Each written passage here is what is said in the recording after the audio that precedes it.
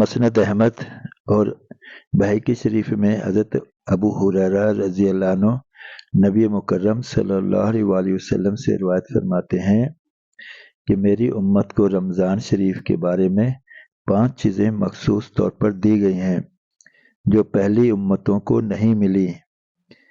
Number 1 یہ کہ ان کے منہ کی بدبو اللہ کے نزدیک مشک سے زیادہ پسندیدہ ہے۔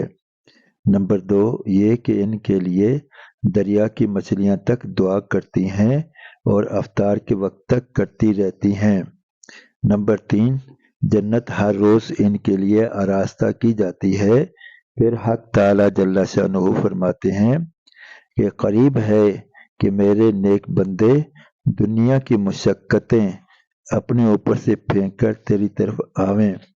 نمبر 4 ان میں سرکش شیاطین قید کر دیے جاتے ہیں کہ وہ رمضان میں ان برائیوں کی طرف نہیں پہنچ سکتے جن کی طرف غیر رمضان میں پہنچ سکتے ہیں۔ نمبر 5 رمضان المبارک کی آخری رات میں روزہ داروں کے لیے مغفرت کی جاتی ہے۔ صحابہ رضی اللہ عنہ نے عرض کیا کہ یہ شب مغفرت شب قدر ہے؟ فرمایا نہیں، بلکہ دستور یہ ہے کہ مزدور کو کام ختم ہونے کے وقت مزدوری دی جاتی ہے۔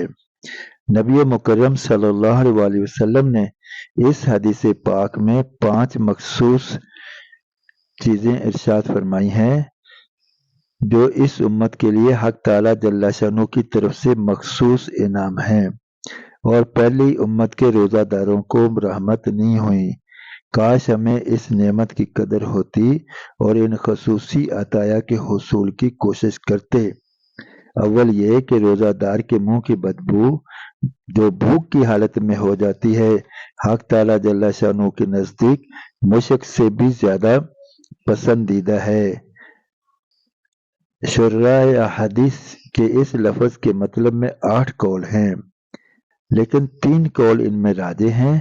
اول یہ کہ حق تعالی جل شانہ آخرت میں اس بدبو کا بدلہ اور ثواب خوشبو سے عطا فرمائیں گے جو مشک سے زیادہ عمدہ اور دماغ پرور ہوگی۔ یہ مطلب تو ظاہر ہے، اس میں کچھ بہت بھی نہیں۔ نیز در منصور کی ایک روایت میں اس کی تصریح بھی ہے، اس لیے یہ بمنزلہ متعین کے ہے۔ دوسرا قول یہ ہے کہ قیامت میں جب قبروں سے اٹھیں گے تو یہ علامت ہوگی کہ روزہ دار کے منہ سے ایک خوشبو جو مشک سے بھی بہتر ہوگی وہ آئے گی۔ تیسرا مطلب ان دونوں سے اچھا ہے وہ یہ ہے کہ دنیا ہی میں اللہ کے نزدیک اس بو کی قدر مشک کی خوشبو سے زیادہ پسندیدہ ہے۔ مقصود روزہ دار کا کمال تقرب ہے، بمنزلہ محبوب کے بن جاتا ہے۔ روزہ حق تعالی جل شانہ کی محبوب ترین عبادتوں میں سے ہے۔ اسی وجہ سے ارشاد ہے کہ ہر نیک عمل کا بدلہ ملائکہ دیتے ہیں مگر روزہ کا بدلہ خود عطا کرتا ہوں، اس لیے کہ وہ خالص میرے لیے ہے۔ بعض مشائخ سے منقول ہے کہ یہ لفظ اجزا بہی ہے، یعنی یہ کہ اس کے بدلہ میں خود اپنے کو دیتا ہوں، اور محبوب کے ملنے سے زیادہ اونچا بدلہ اور کیا ہو سکتا ہے۔ ایک حدیث میں ارشاد ہے ساری عبادتوں کا دروازہ روزہ ہے، یعنی روزہ کی وجہ سے قلب منور ہو جاتا ہے جس کی وجہ سے ہر عبادت کی رغبت پیدا ہو جاتی ہے، مگر جب ہی کہ روزہ بھی روزہ ہو، صرف بھوکا رہنا مراد نہیں بلکہ آداب کی رعایت رکھ کر روزہ رکھا جائے۔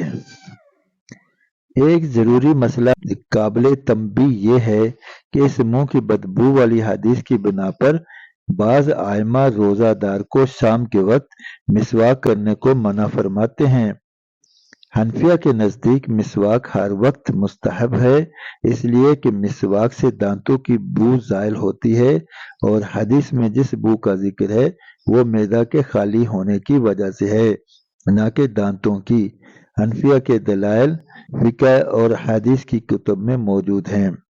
دوسری خصوصیت جو روزہ دار کی بتائی گئی وہ یہ ہے کہ مچھلیاں استغفار کرتی ہیں اس سے مقصود کثرت سے دعا کرنے والوں کا بیان ہے۔ متعدد روایات میں یہ مضمون وارد ہوا ہے۔ بعض روایات میں ہے کہ ملائکہ اس کے لیے استغفار کرتے ہیں۔ قرآن پاک میں موجود ہے کہ جو لوگ ایمان لائے اور اچھے اعمال کیے، حق تعالیٰ جل شانہ ان کے لیے دنیا ہی میں محبوبیت عطا فرما دیتے ہیں۔ اور حدیث پاک میں ارشاد ہے، جب حق تعالیٰ جل شانہ کسی بندے سے محبت فرماتے ہیں تو جبرائیل علیہ السلام سے ارشاد فرماتے ہیں کہ مجھے فلاں بندہ سے پسند ہے، تم بھی اس سے محبت کرو۔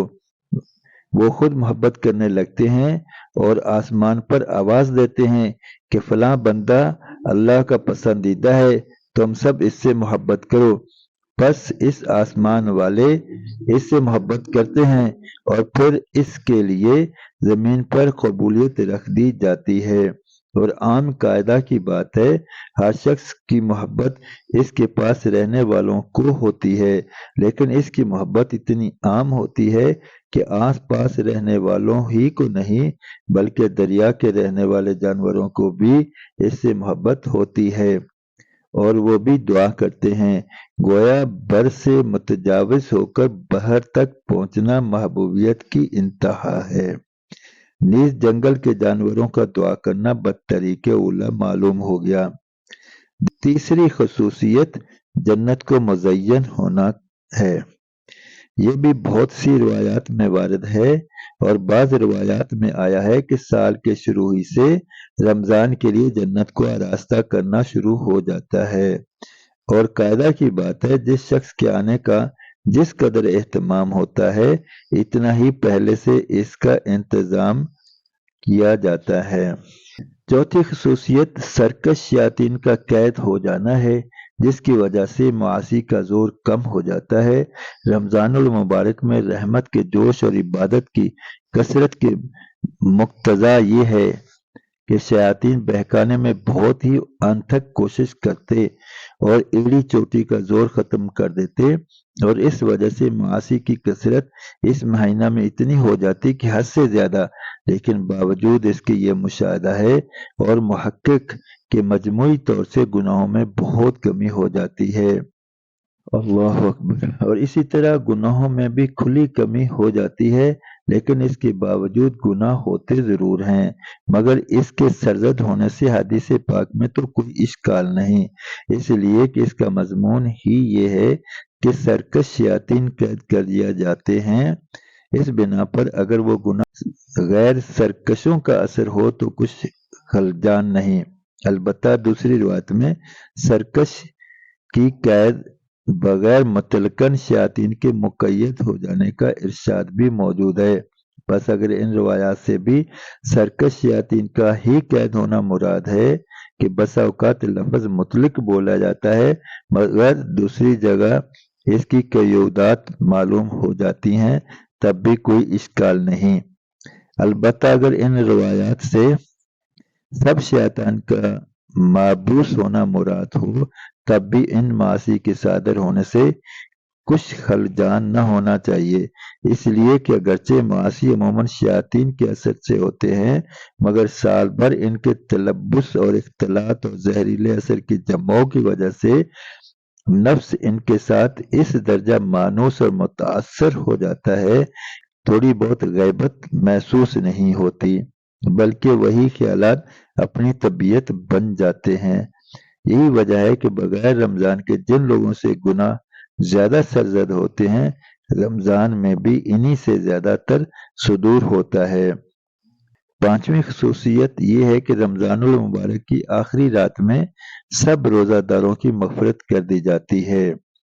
کیونکہ رمضان المبارک کی راتوں میں شب قدر سب سے افضل رات ہے، اس لیے صحابہ اکرام نے خیال فرمایا کہ اتنی بڑی فضیلت اسی رات کے لیے ہو سکتی ہے، مگر نبی مکرم صلی اللہ علیہ وسلم نے ارشاد فرمایا کہ اس کے فضائل مستقل علیحدہ چیز ہے اور یہ انعام تو ختم رمضان کا ہے۔